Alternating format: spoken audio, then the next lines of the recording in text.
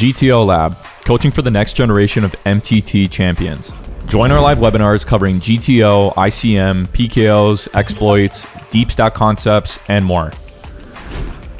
Train with the greatest minds in live and online poker. Join GTO Lab today and get weekly coaching and full access to our #1 ICM trainer. In the 2023 Triton Poker Main Event in Monte Carlo, Nick Petrangelo and Chris Brewer squared off in a heavily ICM-influenced battle in the blinds. While Adrian Mateos held a commanding lead with over 30% of the chips in play, Petrangelo and Brewer held average chip stacks, which were good for second and third place at the time. Jonathan Jaffe caught up with both players to hear their thoughts on what transpired. Let's take a look. All right, Nicky P, 11 left, 135-person field. So we're pretty significantly into the money here. Monte Carlo Main Event. So pre-flop, your hand looks like a pretty intuitive limp. You're way too strong to fold. That being said, are there any moderate hands that you find raises with? And how do you go about finding those hands?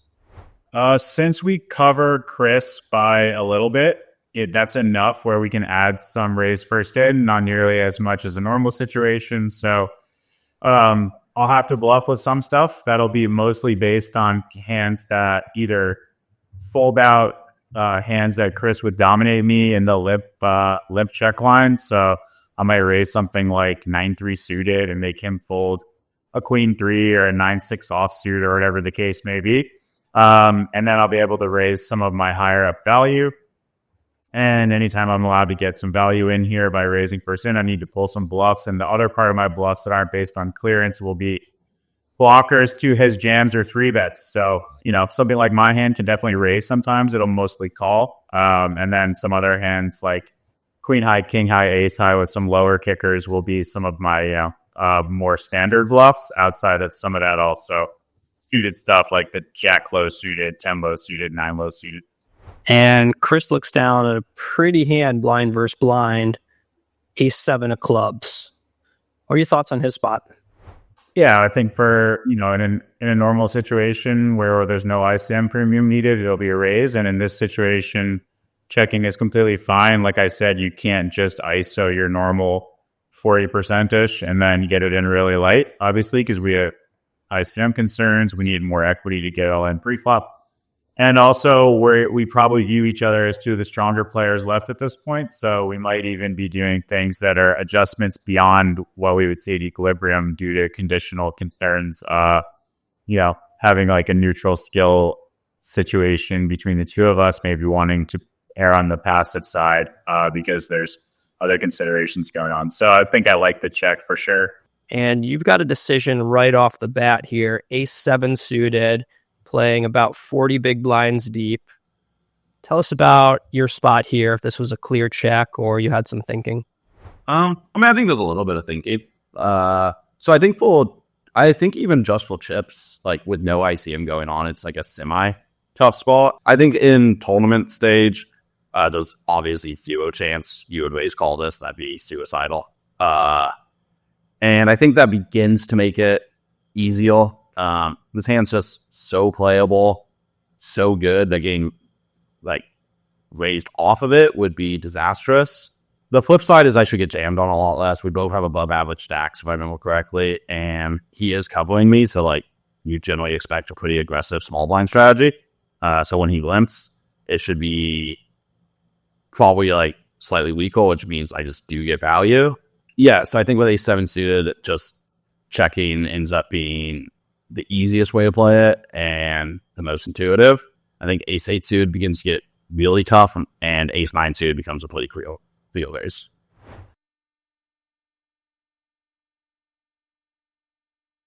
We get the king, king, jack, 2 hearts. How about Nick's spot here? I think this is a spot where a lot of people assume, Nick has a stronger range given your check, which may be a bad assumption considering you do check some pretty good hands like you mentioned. Yeah, I think with for just chips, his range ends up being quite a bit better on a chips range. Just like a general thing, when small blind limps and the flop comes with a king on it, the small blind has a good range. You just have this giant section of king X hands that never raise. That said, when he stops covering, like some of that offsuit king X is going to go into more raising range. And then also some of my like king 10 suited stuff or king jack suited stuff that might normally raise goes into a little bit more checking. I still think this is a battle board form. I don't think it's a complete range bet, but I think he gets to bet pretty high frequency. And I think it's fine to check, but my guess would be that you probably are supposed to bet this board some 60, 70%-ish. Yeah, I'm limping a ton more, a little bit wider than normal. Like I don't have to fold as much because we're playing under this like cooperative passivity. So I'll limp a little bit wider, but I'll also limp stronger because I'm not RFI. I'm probably RFIing a third of the amount of time that I do for chip EV, right? So that's going to mean I have a little bit more of everything in this on the strong side of stuff because I don't really have any pure raises first in with stuff like king queen that I normally would. It also means that I have more limps because I'm not stealing with the hand like king 8 as much as I normally would. And I'm a little bit wider because I get ISO'd less, like I already mentioned. So those things coming together means, again, I'm still trying to play smaller pots and put less money in no matter what. So I'm going to be playing a little bit wider, a little bit wider range with more strong hands in it and still put less money in by betting on the flop than I normally would because I'm value betting less than jack X. I'm just value betting less ace high. I'm just putting less money in the pot in general. So you can probably see my my betting frequency.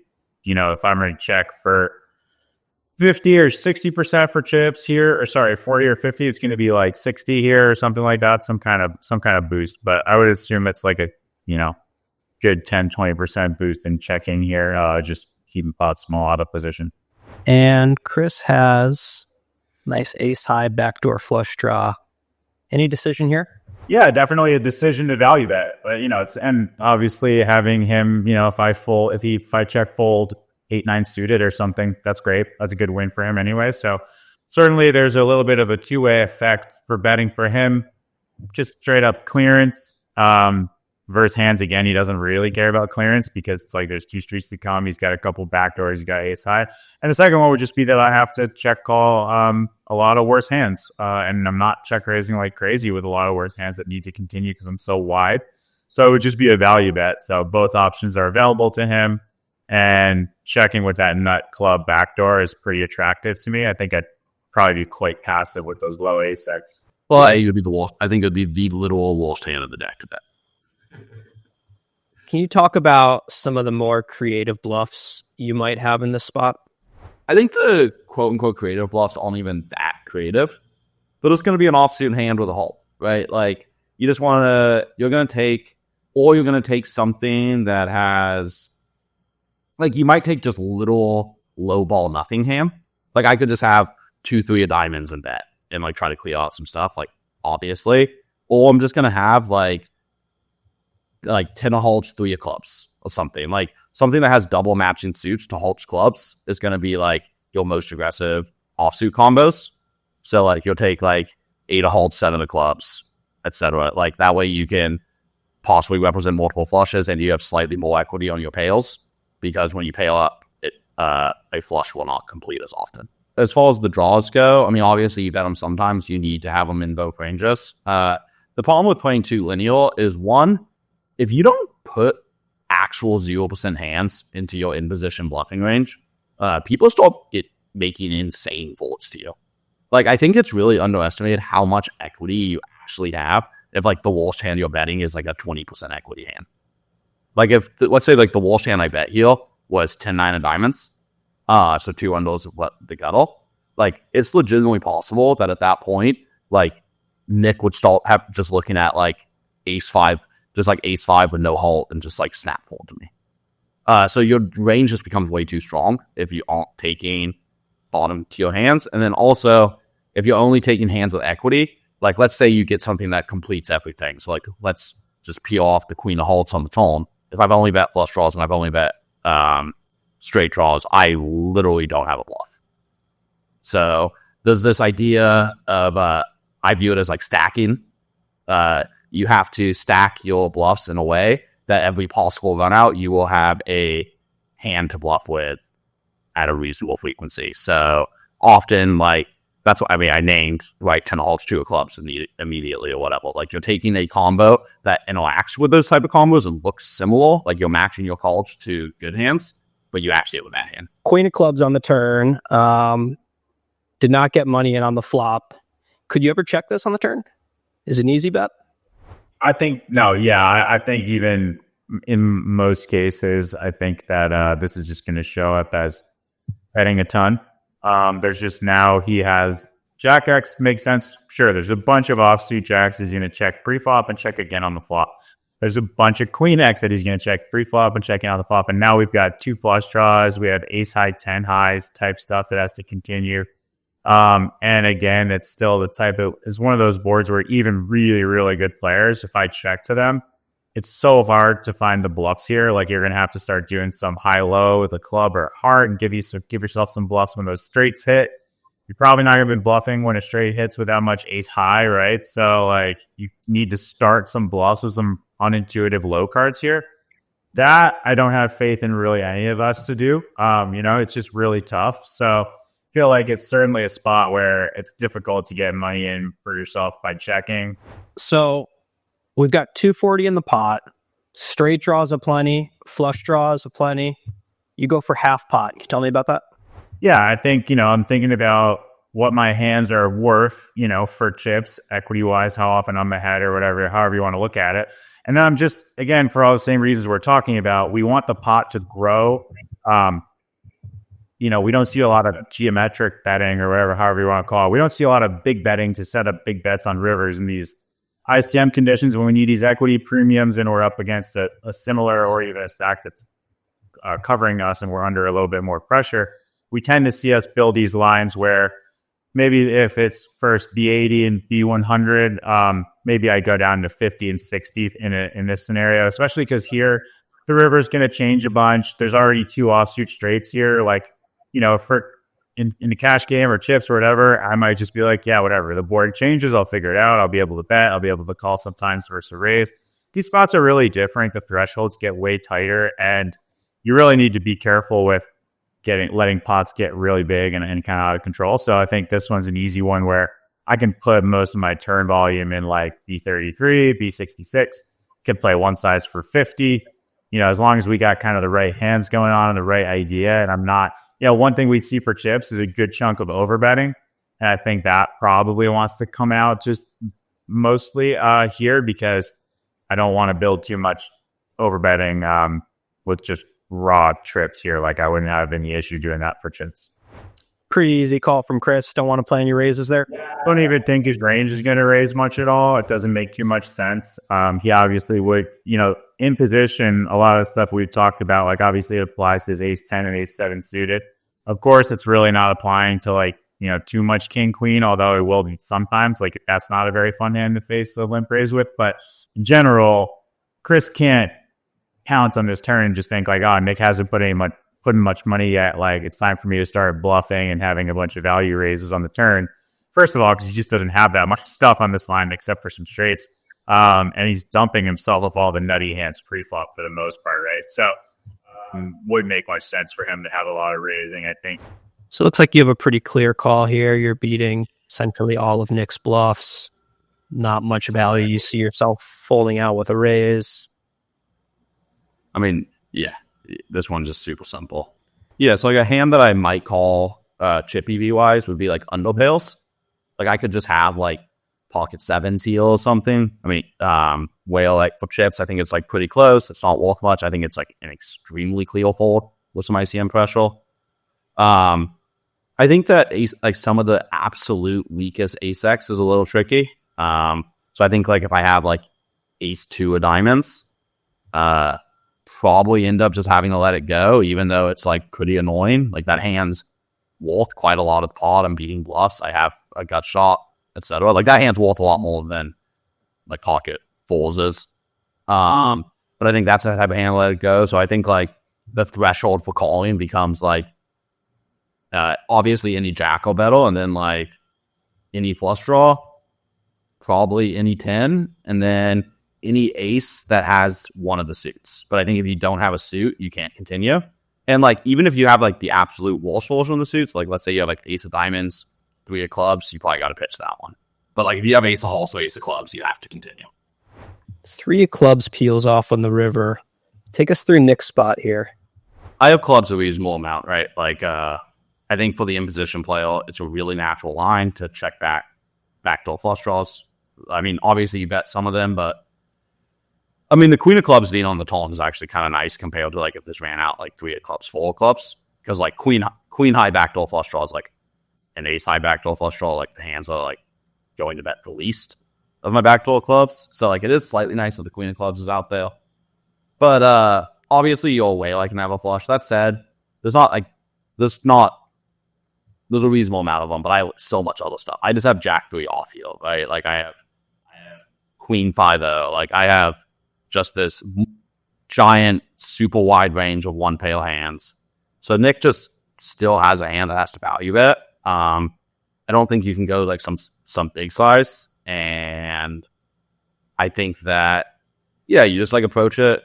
You probably do something that's like a range of like ace queen or better for value betting. I mean, maybe you can even queen without a kicker plane seems a little thin, but like maybe that can go for a really small size. And then you just put in bluffs. Like you're just going to take whatever, some hand that you're bluffing. It's not, I don't think it's too difficult to find like a 9 or a 10 that has a club in it or doesn't have a halt. The big thing you're going to care about is just a Nick spot is if you're bluffing is not having a halt. Nick goes ahead and bets about 65% pot. And with the flush completing, do you think his 8 of clubs helps him bet on the larger side? Do you think we would see a smaller bet if he had king 8 of diamonds? What are your thoughts on his bet size choice? Yeah, I do think I think the 8 of clubs is definitely playing into his decision here. I mean, to be honest, the biggest thing playing into the decision is just the king. He has 3 of a kind. This bet feels a little greedy to me, and I mean, we were talking about how like I'm gonna fold more on the turn than usual, which means my range is gonna have like more flushes than a chip EV range will have, and even in chip EV, you'll see a lot of these nodes that don't go too big. His hand's clearly good enough to do this. Like I'm gonna call with worse hands. I'm not trying to be. I'm just saying like strategically, I begin to wonder how many hands you actually are playing this way. If he's deciding that he's gonna play like a really high check frequency and then just play like a B75 strategy, I think this can work. But I think it's just it gets a little scary. Like obviously this size, I'm supposed to be probably like pretty indifferent with a queen that doesn't have a kicker. Something I hear from a lot of players when they find themselves in Nick's spot here is, I should just bet really big. That way, if Chris raises me, I can fold because he's not going to raise a big bet unless he really has it.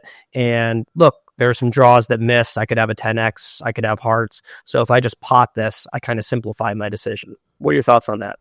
Yeah, I think that idea of like, bet big, like simplify it. You see it a lot, but it ends up just torching EV. So just like as a general thing, it's really easy to respond to big sizings as the person facing the action. So I think this is counterintuitive because people are like, big sizing, uncomfortable, might lose big pot. There's like an emotional reaction to it. But like the actual strategic thing is like, is my hand good? My hand's good. Put chips in. Is my hand bad? Throw my hand away. So I as like the imposition player don't have to do anything to make you lose more EV for betting big, or because my range is just good. So if I have good calls, I just put money in, and if I have bad calls, I don't put money in. So not your favorite river in the deck, but you do hold the 8 of clubs. So it's not like we're looking at a 9 here.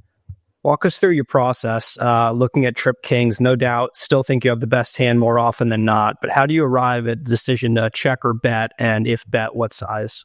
Yeah, I think that there's virtually no checking here with trips. I wouldn't play any checking because really easy stuff, right? First of all, on this line, I'm kind of thinking about what are my best hands that I have and what do I have the most of. And that's going to be, really good Queen X, some flushes, and King X. And King X is going to be a lot of those Queen X that I bet the turn with. You're not going to want to bet the river too much here. So now my range is going to be mostly straights, King X, and flushes and bluffs.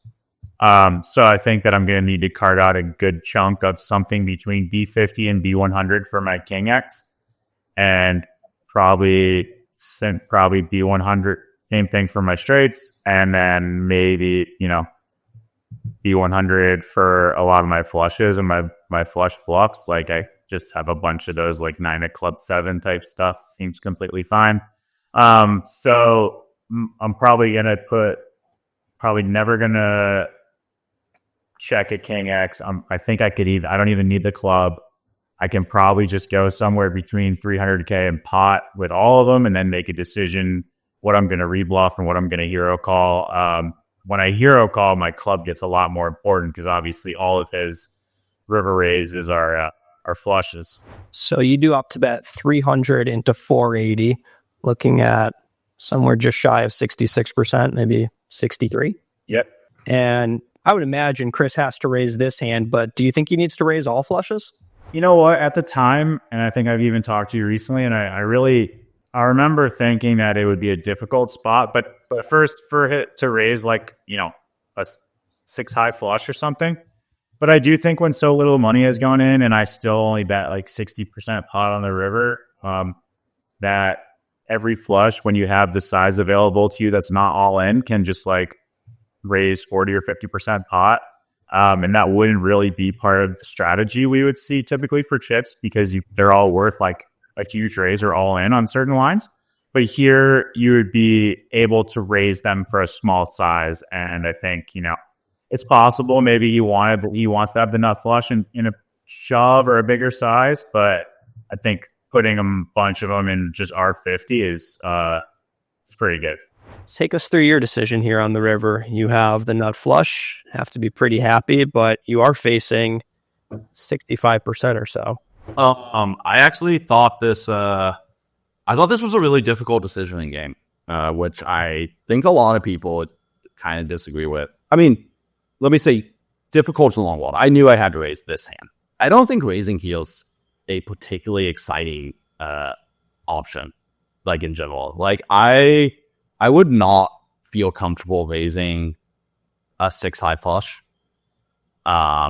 which I think does kind of lead into my point of like why I thought Nick's size is like a little big for the spot. Is I just think that this goes back to like what I talked about on the tone. Like you just constantly have this multiplier in every spot with ICM that just means that like to put money in the pot, you need more equity than you normally do. I mean, that's just the basic of how tournaments work. So like when it comes to value raising, it gets really insane. The math is complicated. I'd have to write it down. But my point is that like when out of the hands that he's even going to call with, I need to beat them 65%. So out of his entire range, I'm going to need to be ahead of like 85% of his range or something like this. Like I need to be way ahead to actually put a value raise in. So that said, I do think the spot is tricky because like I don't have houses, I'm capped, and I don't have that many hands that want to value raise that are good enough. But I have the nut flush. So you go to 850. And again, let's talk about Nick's spot. He breaks posture pretty quickly, so it looks like he did not consider coming back over the top. What are your thoughts on both that and his decision whether to call or fold? Yeah, I mean, he probably has a hand that would be not correct to come over the top. I think that while you would want a club to bluff initially, I don't think you want a club to 3-bet bluff.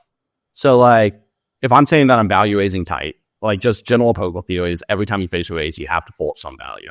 So like if I don't think that I'm going to value raise like 6, let's say like the bottom hand I'm comfortable raising here is like jack high flush, or ace high flush, and then full houses for value.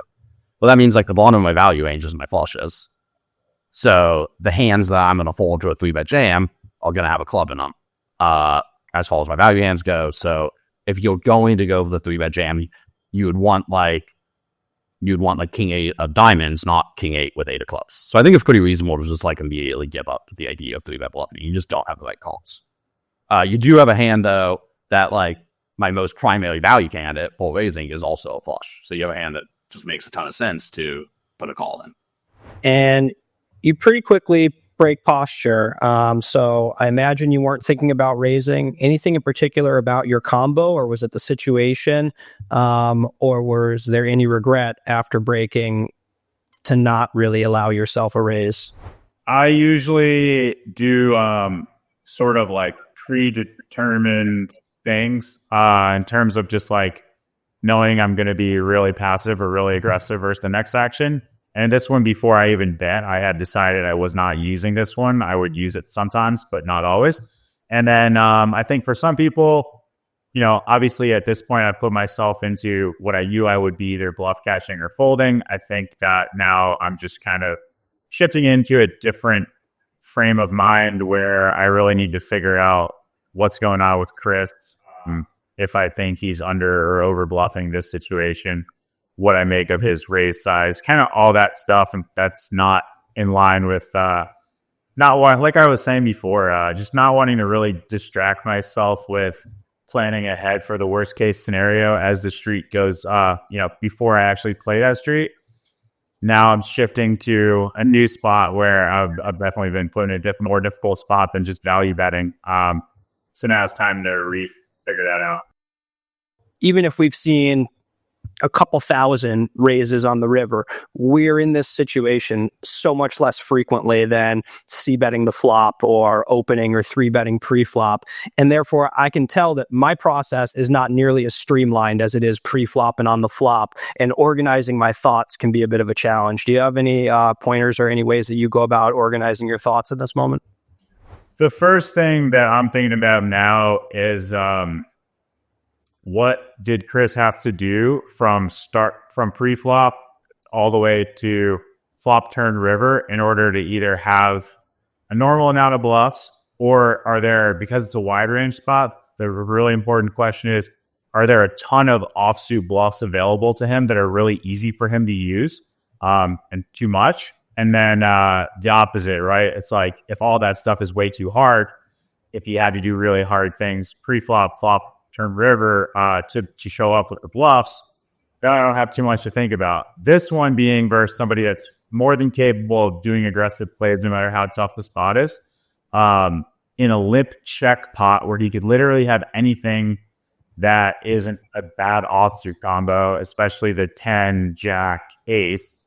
It really matters. Like, he's live to just have everything except for the top of the deck, right? We don't know how often he's ISOing certain spots or whatever. So all I'm thinking about is, what did he have to do to get there with him?